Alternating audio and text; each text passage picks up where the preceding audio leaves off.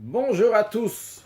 On raconte un jour, quelqu'un voulait monter un sommet de montagne et après quelques années, il est arrivé au sommet de la montagne. Là-bas, à sa grande surprise, il a rencontré un petit enfant. Et il a demandé à l'enfant, comment toi, qui es si petit, tu as pu arriver au sommet de cette montagne alors que moi, j'ai mis des années pour y arriver. L'enfant lui a dit, c'est simple, moi, je suis né ici. Aujourd'hui, on va répéter un discours que le rabbi a dit, la paracha de Kitavo en 1991, dans lequel le rabbi nous explique comment on est né au sommet de la montagne. Et donc, en conséquence, évidemment, quelles sont les forces que nous avons, quelle est la responsabilité que nous avons, quel est le mérite que nous avons. La paracha de Kitavo, elle nous parle au début des bikurim. Les bikurim, c'est les prémices. Lorsque quelqu'un a un fruit, par exemple, qui voit dans son champ, qui vient de mûrir, eh bien, il entoure le fruit avec un fil. Et une fois que ça aura bien fini de mûrir, il va le prendre et l'amener au Beth Amikdash, au temple. Là-bas, il va le déposer devant Dieu, il va le donner au Kohen, au prêtre, qui a à son époque. Chaque époque, il y a le prêtre qui se trouve là-bas, au Beth Amikdash, au temple. Et après cela, il va remercier Dieu sur tout le bien que Dieu a fait au peuple juif dans le passé, et jusqu'à le bien que Dieu fait au peuple juif aujourd'hui. Donc comme ça se passait lorsqu'il y avait le temple, on amenait les prémices. À la suite de cela, dans la paracha, on nous parle de l'alliance que Dieu fait avec le peuple juif. Ne pas oublier qu'on est dans le 5e livre de la Torah. Et dans ce livre-là, c'est Moshe Rabbeinu, c'est Moïse qui est en train de parler au peuple juif. Et Moïse donc a fini, de manière générale, à dire les lois de la Torah avec les bikurim. Donc dans la suite, on emploiera le mot bikurim pour dire le prémisse. Et Moshe Rabbeinu rappelle plusieurs fois, l'alliance avec Dieu et garder les commandements que Dieu vous donne de faire, etc. Maintenant, donc, en autre mot, ce qui se trouve, c'est que dans la même paracha, nous avons au début les bikurim, et dans la suite, on a l'alliance sur tout la Torah, sur tous les mitzvot, les commandements de Dieu. Il faut comprendre quel rapport entre la mitzvah de commandement de bikurim, qui est juste quelque chose qui est très précis, c'est un seul commandement, avec tous les sujets de la Torah, avec tout Torah et mitzvot. A priori, c'est pas la même chose, c'est des choses qui sont complètement différentes. L'explication est la suivante. Dans les bikurim, il y a quelque chose de particulier, c'est le remerciement à Dieu. La notion de remercier Dieu, c'est quelque chose qui est extrêmement important. Il faut savoir que tout vient de Dieu. Il ne faut pas oublier le chas de Hachem, les bontés que Dieu nous fait. Il ne faut pas être ingrat. Et justement, ce que le juif fait lorsqu'il va amener les bikurim, les prémices à Dieu. Et c'est la même chose que le juif fait tous les jours. Dès qu'on se lève le matin, la première des choses qu'on dit, c'est Modéani lefanecha, je te remercie Dieu. Sherzat abinishmati, tu m'as rendu mon âme. De même, dans le reste de la journée, dans nos prières, on va continuer à remercier Dieu. Nodelecha, niflot al-chayenu, on va te remercier pour notre vie qui est entre tes mains. Niflotecha, v'tevotecha shebecholet, tes merveilles, tes bontés qui en chaque instant que Dieu nous fait. De même, chaque chose qu'on fait, tu bois un verre d'eau, tu fais une bénédiction. Tu manges un gâteau, tu fais une bénédiction. Tu manges un morceau de pain, tu fais une bénédiction. Tous ces birkot hanenin, ces bénédictions dans lesquelles on remercie Dieu, sont des bénédictions qui font constamment le juif est toujours en train de remercier Dieu. C'est quelque chose de base, c'est quelque chose d'essentiel. Et d'ailleurs, on parle de juifs, mais ce n'est pas seulement les juifs. Même les nations du monde qui ont la conscience qu'il y a un créateur au monde, il y a quelqu'un qui dirige ce monde, eh bien, ils ont la notion aussi de remercier, ce qui est tout à fait logique, de remercier le bon Dieu qui nous donne plein de bonnes choses. En plus, quand on sait ce qu'il y a écrit dans la Chassidoute, comment c'est développé dans la Chassidoute, comment Dieu il renouvelle le monde à chaque instant, c'est-à-dire que tout ce qu'il y a dans le monde à chaque instant dépend de la bonté de Dieu, eh bien, ça nous ramène encore plus grande conscience qu'on doit remercier Dieu vraiment du profond de notre cœur, qu'à chaque instant, tout ce qui est autour de nous dépend de la bonté de Dieu. Donc ça, c'est dans tous les remerciements. Mais dans les bikurim, il y a quelque chose de plus. Le juif ne se fait pas seulement remercier Dieu verbalement, mais il va remercier Dieu avec de l'action. Ici, il est en train de montrer comment tout appartient à Dieu. Pas seulement la conscience, le savoir que tout appartient à Dieu. Il amène des prémices dans le temple. Il les laisse au temple. Ça reste chez Dieu. Ce qui souligne bien comment la Hashem haaretzum loa, comment ce qu'il y a dans la terre et tout ce qu'il y a dans la terre, ça appartient à Dieu. Ça, c'est l'explication des bikurim dans le sens simple. Dans le sens profond, qu'est-ce que représentent les bikurim? Dans les versets des prophètes, le peuple juif est appelé bikurim. Et comme il y a écrit dans le Midrash que Dieu a pensé au peuple juif avant d'avoir tout créé, c'est dans cette idée-là que le peuple juif est appelé bikurim, dans le sens de ceux qui sont là au début, les prémices, avant même la création du monde, que Dieu a pensé au peuple juif. Donc les juifs sont les bikurim. Qu'est-ce qu'on fait avec les bikurim? On a appris qu'on les prend, on les amène au temple, on les donne au Kohen, et ça reste l'ifne Hashem Elokecha, devant l'Éternel ton Dieu. Eh bien, il en est de même aussi pour un juif. L'existence d'un juif, où est-ce qu'elle est sa place du juif? Elle est dans le temple, l'ifne Hashem Elokecha, devant l'Éternel ton Dieu. C'est-à-dire, quand on dit devant l'Éternel ton Dieu, il y a le sens simple, devant Hashem, mais il y a aussi dans le sens profond, le mot l'ifne en hébreu vient du langage aussi de pnimiut, qui veut dire à l'intérieur, c'est-à-dire qu'il n'est pas juste un moyen pour quelque chose d'autre. Quand on dit quelque chose intérieur, c'est-à-dire que là-bas, ça c'est le but, ce qu'on appelle en hébreu pnimiut. Par exemple, quelqu'un il va travailler.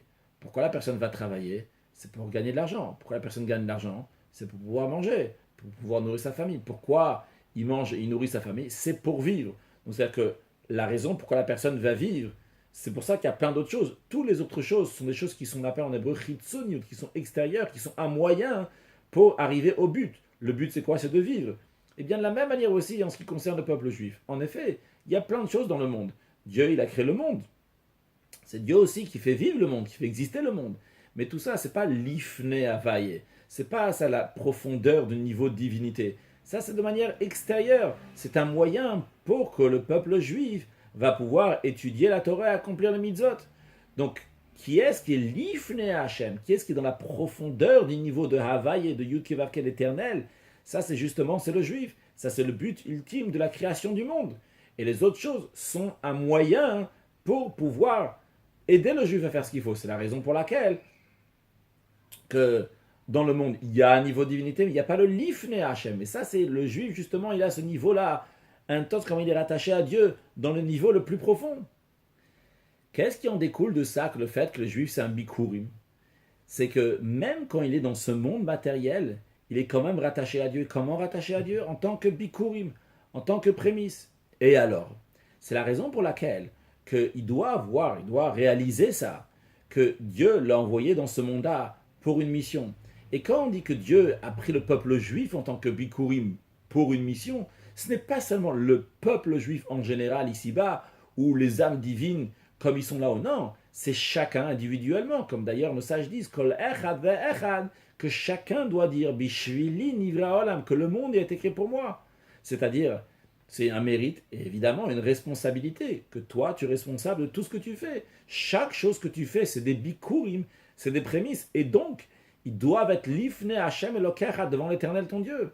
C'est-à-dire qu'un juif doit savoir que chaque chose qu'il fait, chaque chose qu'il parle, chaque chose qu'il pense, toutes ces choses-là, pensée, parole, action, même si, entre guillemets, une petite pensée, une petite parole, une petite action, mais elle est extrêmement importante, parce que de la même manière que le peuple juif en général, c'est des bikurim, mais chacun individuellement c'est des bikurim. De la même manière aussi dans nous-mêmes, de manière générale, nous sommes un bikurim, mais de manière détaillée aussi, nous sommes des bikurim. C'est-à-dire que chaque détail de notre vie est des bikurim.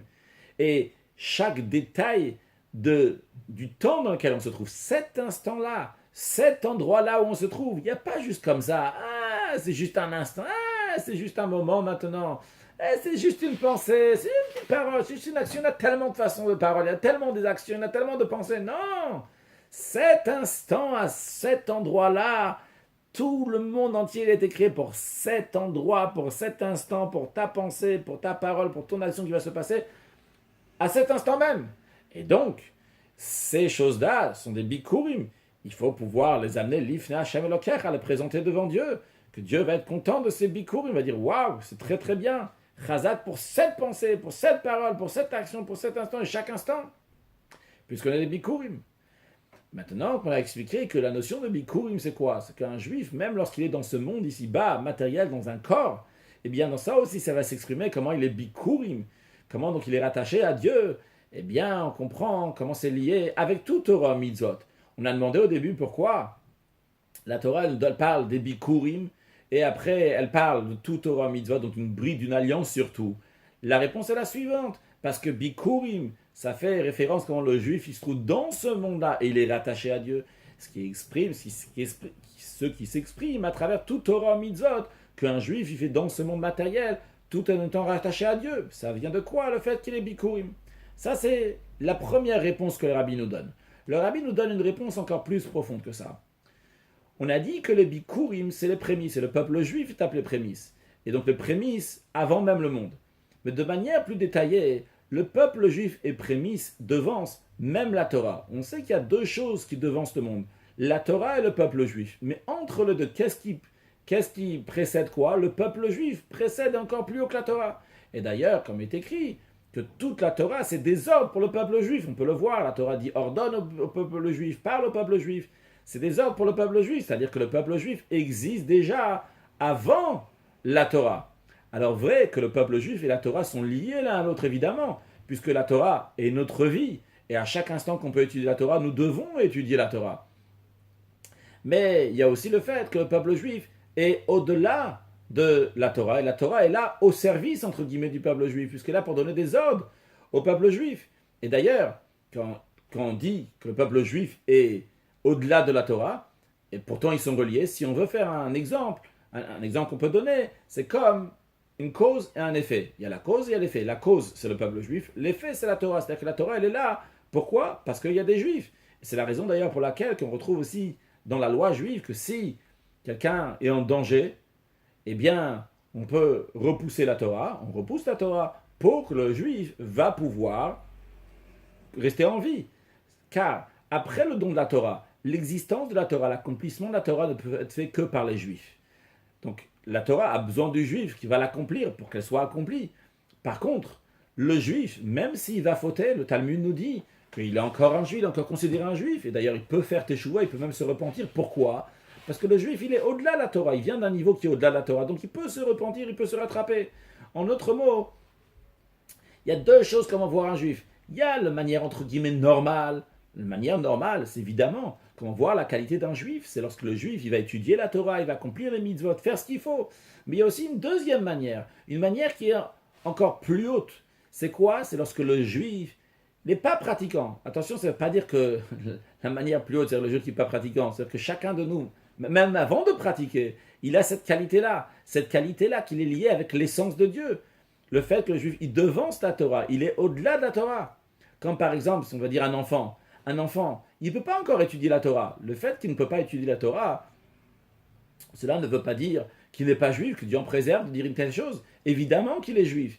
Seulement, il est trop petit, maintenant il ne peut pas encore étudier la Torah. De même, lorsque quelqu'un est petit, pas en âge, mais petit en connaissance, il ne connaît pas, il n'a pas su, il n'a pas reçu cette éducation-là, il n'est pas au courant de comment il doit se comporter dans la Torah et mitzvot. Eh bien, ce juif-là aussi, il est aussi lié avec Dieu. Parce que le lien du juif avec Dieu est au-delà même de la Torah. Et justement, comme son lien, il est au-delà de la Torah, c'est la raison pour laquelle, puisqu'il est au-delà de la Torah, il est lié avec Dieu. Et la Torah, c'est la sagesse de Dieu. Alors le fait qu'il est lié avec Dieu, ça va faire que finalement, ça va s'exprimer et il va aussi étudier la Torah, aussi accomplir les commandements. D'ailleurs, comme le Rambam Maïmonide dit, que même un juif qui se trouve dans une situation que Yitzo chez Kafo, c'est son Yetzerara, son mauvais penchant, il a attaqué, il a encerclé, il le force à faire quelque chose de mal. Eh bien, même ce juif-là, le Rambam Maïmonide dit que lui, il veut accomplir tous les commandements de Dieu et il veut s'éloigner de toutes les choses qui sont négatives. Donc, qu'est-ce qu'on voit de là? Que chaque juif, il est attaché à Dieu à un niveau tellement haut, même au-delà de la Torah. Attention, je souligne encore une fois, que le juif doit dévoiler ce lien-là qu'il a avec Dieu, et ça se dévoile uniquement à travers la Torah. Mais même avant qu'il dévoile ce lien-là, ce lien avec Dieu, il est toujours là. Israël, Vekut Shabrich Ukulachat, Dieu et le peuple juif sont une seule chose. Et d'ailleurs, ce juif-là aussi, il doit dire, le monde a été créé pour moi. Puisqu'il y a écrit que Kol Echad Ve'echad, que chacun doit dire, Bishvili Nivra Olam, pour moi le monde a été créé. Il n'y a pas écrit, si tu es un érudit en Torah, c'est quelqu'un qui fait bien les commandements, même si tu es un ignorant, lui aussi il doit dire, Kol Echad, chacun doit dire que le monde a été créé pour lui. Et d'ailleurs, lorsqu'on parle de la création du monde, avant la création du monde, il n'y avait pas encore de mitzvah, de commandement d'étudier la Torah. Et pourtant, il y avait cette notion-là qu'on doit dire Bishvil Nivra Olam, que le monde il a été créé pour moi. Et d'ailleurs, l'amour de Dieu envers le peuple juif, avant même qu'il va pratiquer ou quoi que ce soit, on le retrouve aussi dans les phrases de remerciement, ce qu'on appelle le Mikra Bikurim, ce que le juif disait après avoir offert le Bikurim dans le temple. Il disait que Lavan, le beau-père du troisième des patriarches, Jacob, il a voulu exterminer Yaakov et donc toute la descendance du peuple juif. Et après qu'on est parti en Égypte aussi, on a voulu nous exterminer. Donc qu'est-ce qu'on voit de là? Et à l'époque de Jacob, et en Égypte, on n'était pas encore juifs. Et pourtant, là-bas aussi, Dieu, pas seulement nous a épargnés, mais en plus de ça, Vaïcham, les Goy, Gadol, Atsum Varav, on a été un grand peuple, on a réussi en quantité, en qualité. Pourquoi? Parce que Dieu nous aime avant même de nous donner la Torah, parce qu'on a un attachement avec Dieu qui est tout à fait au-delà de la Torah. Basé sur cette deuxième explication du Rabbi, comment le juif est bikurim, est prémisse, est bechor, est premier avant même la Torah, bien le Rabbi explique, il dit, basé sur ça, on comprend pourquoi la paracha, elle commence avec bikurim, et après elle parle de l'alliance de tout Torah mitzvot. La paracha commence avec les bikurim, pour nous dire que Dieu, il aime le peuple juif. Les juifs sont les bikurim, et c'est la raison pour laquelle que Dieu fait une alliance avec le peuple juif. Quoi qu'il arrive, il s'unit avec eux. On est une seule chose ensemble. En conséquence de ça, à la suite de ça, il y a évidemment que le juif va étudier la Torah, va accomplir le mitzvot. Pourquoi? Parce qu'il est bikurim, puisqu'il est attaché à Dieu. Et donc son attachement à Dieu, il est au-delà de tout. Et vu que dans Dieu, il y a la Torah et le juif est attaché aussi avec la Torah, bien c'est la raison pour laquelle il va après faire tout Torah mitzvot. Mais d'où ça vient que le juif va faire tout Torah mitzvot? C'est parce qu'il est entièrement attaché avec Dieu. Basé, tout cela, le Rabbi nous dit, c'est lié aussi avec la période dans laquelle on se trouve dans le mois de Elul. Dans le mois de Elul, Elul, c'est composé de 4 lettres. Aleph, Lamed, Vav, Lamed. C'est les initiales d'un verset dans le Cantique des Cantiques qui dit Ani le Dodi Vedodili. Je suis à mon bien-aimé est à moi. Ici, on parle d'un lien qui est entre Dieu et le peuple juif, un lien d'amour. Un lien d'un amour qui est extrêmement profond entre le juif et Dieu. Quoi qu'il arrive, on s'aime. On est rattachés ensemble. Et d'ailleurs, comme l'Admour Azaken, fondateur de la Chassidut Chabad, explique que pendant le mois de Elul, le roi est dans les champs. C'est une image pour dire que Dieu se trouve à proximité de chacun. Et vu que le roi est dans le champ, eh bien, l'Admour Azaken nous dit, chacun peut aller vers le roi.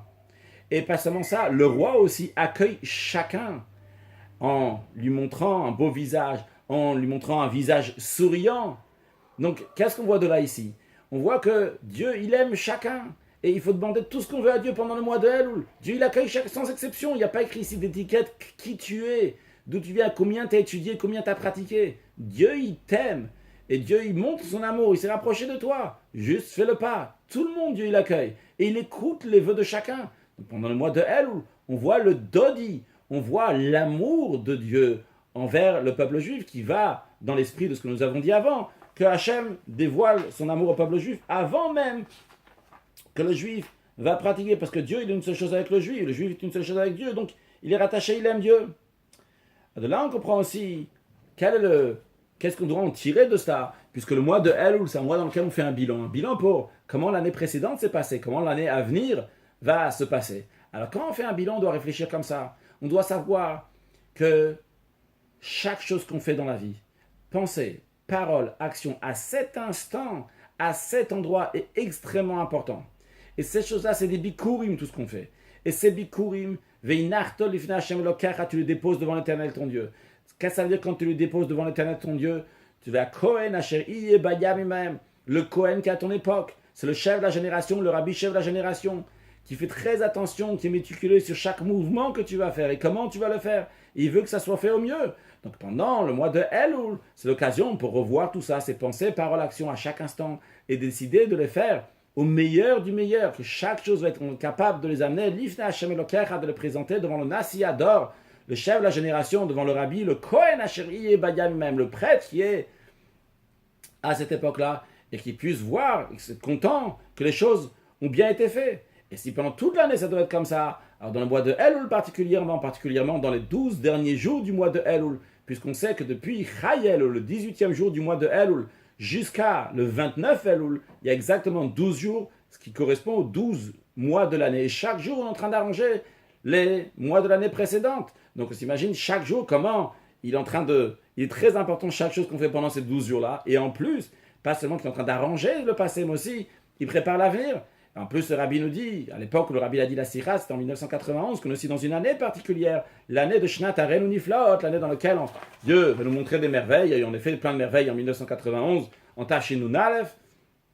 Le rabbi dit, on passe en Tafshin Nun Bet, en 5752, c'est les Rachetevot, les initiales de Te, Shnat Niflaot Bakol, qu'il y aura des merveilles dans tout. Et le rabbi dit qu'en plus du fait qu'on va s'occuper de soi-même, se rappeler de s'occuper aussi de son entourage, d'influencer aussi d'autres juifs qui vont faire bien le travail du mois de Elul comme il faut.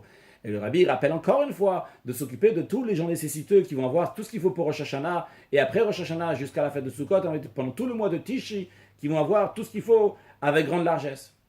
Et le rabbi conclut que tout ça c'est lié aussi avec la Géoula, avec la délivrance, parce que d'après tous les signes, eh bien Mashiach aurait dû venir déjà depuis bien longtemps. Alors lorsqu'un juif, il voit tout ça, et il se trouve dans le mois de Elul, alors Ve'anita Ve'amarta, il vient répondre, il vient faire comme le Mikra Bikurim, quand on venait lire les Bikurim, les prémices, le juif Ve'anita Ve'amarta, il disait adieu. Alors qu'est-ce que le juif doit dire adieu? Le juif dit Admata, jusqu'à quand? Il faut que la Géoula, il faut que la délivrance, elle vienne, et puisque ça vient d'un juif, que le juif il est Bikurim, il est extrêmement attaché avec Akadosh Baruch Hu, à un très très haut niveau, alors c'est sûr et certain que Akadosh Baruch Hu, il va écouter, parce que l'exil, c'est pas du tout lié avec le juif, la place d'un juif, c'est al Shulchan Aviv, sur la table de son père. Seulement Dieu, il a voulu, par les plans de Dieu, Dieu a voulu que le juif va descendre pour remonter à un niveau encore plus haut. Donc le juif, il a la force de dire à Dieu, Vanita Vamata, il répond, il dit, je veux annuler cet exil-là. Je veux amener le Aleph, le Alouf Shelolam, le maître du monde. Je veux l'amener dans le mot Gola, qui veut dire l'exil. Et quand j'amène le Aleph dans le mot Gola, qui veut dire l'exil, ça fait Geoula, ça amène la délivrance. Alors le juif, il dit, Vanita Vamarta. Il crie, il dit, un juif, il dit, s'il te plaît Hachem, aie pitié, sors-nous de cet exil, amène-nous la Geoula, mitit vashtem la délivrance, à l'idée Mashiach tzidkenu avec Mashiach qui nous délivre très prochainement. Ce qu'on a vu dans cette sikha, c'est que le rabbi nous dit, comme on est des bikurim, on est à un niveau extrêmement haut. On est né tout en haut de la montagne.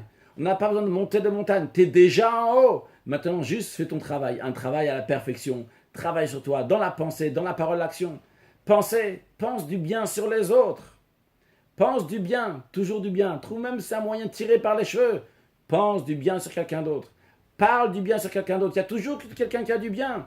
Dis que des bonnes paroles. Des paroles que tu peux dire. Tu peux les écrire, tu peux les diffuser. Il n'y a aucun souci ce que tu as dit. Que le Kohen Asher Bayam même, le Kohen, le prêtre, Dieu, le Nasiador, le Rabbi, tout le monde est content de ce que tu as dit. De même dans les actions. Les actions, faire des bonnes actions, rajouter des actes de bonté, rajouter des actes de charité, de bienfaisance, tout dans notre entourage. Ça arrive Rosh Hashanah, va voir un autre juif, souhaite-lui une Shana Tova, propose-lui d'écouter le chauffard, vois qu'il a tout ce qu'il a besoin, c'est un nécessiteux matériel ou spirituel, donne, partage, dans pensée, parole, action.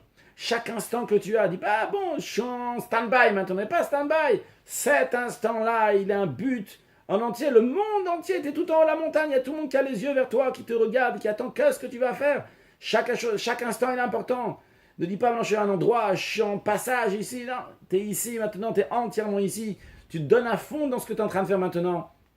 Et que Dieu fasse qu'on pourra amener, on va rentrer à Yerushalayim Mirakodesh, on va amener au Beth Amikdash, le troisième temple, on amènera les bikurim, les prémices, et qu'en attendant, dans les derniers instants de l'exil, tous les prémices spirituelles que nous amenons dans la pensée, parole, action, dans chaque endroit, dans chaque instant, on pourra les amener devant le Nasi Ador, devant le Rabbi, et le Rabbi va être très content de chaque chose qu'on fait, et évidemment, donc par cela, ça empresse là que Dieu va nous envoyer la vue de Mashiach now. Excellente journée, Ktiva Vachatima Tova, le Shana Tova Mutuka, que Dieu bénisse chacun, chacune dans tout ce qu'il a besoin, matériellement, spirituellement, la vie, la santé, bien gagner sa vie, Il a les enfants, la satisfaction des enfants, la joie, le bonheur et tout ce que chacun il a besoin avec grande largesse. Excellente journée, Shana Tova, mais en tout cas une bonne et douce année.